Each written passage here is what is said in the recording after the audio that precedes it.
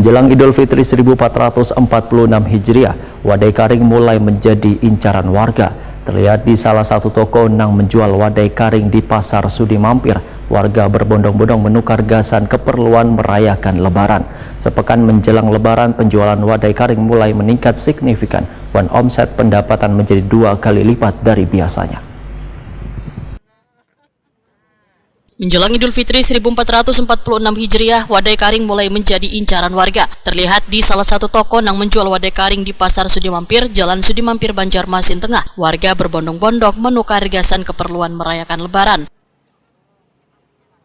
Michael, salah seorang penjual wadai karing Waitakoni Prima TV Kamarian Rabu 26 Maret 2025 memandahkan, sepekan menjelang Lebaran, penjualan wadai karing mulai meningkat signifikan, berdampak pada omset pendapatan menjadi 2 kali lipat dari biasanya.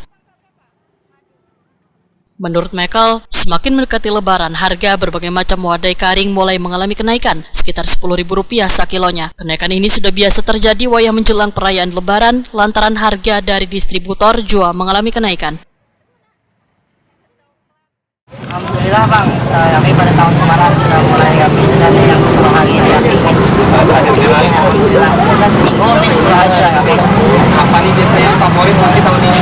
Tetap sama, pink, kayak nanas, kasai, sabu keju, abon-abon masih sama tetap sama. Harganya naik, harganya biasa yang harga dari sekilo 90 ini 100-an, tapi kualitasnya insya Allah kita bagus. Paling bagus, Paling bagus ya, kami menjual yang kami menjaga kualitas lah. Ini bulan ini tambah naik lagi penjualan di mana? Jualan insya Allah pasti naik Kang, pasti naik.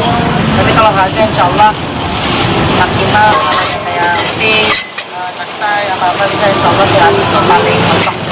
Cepatlah harga Insya Allah jangan Rian, salah seorang pembeli, menyatakan sudah kebiasaan saban tahun menukar berbagai macam wadai karing jenis kacang-kacangan hingga nastar gasan dibawa mudik ke kampung halaman. Dengan istri.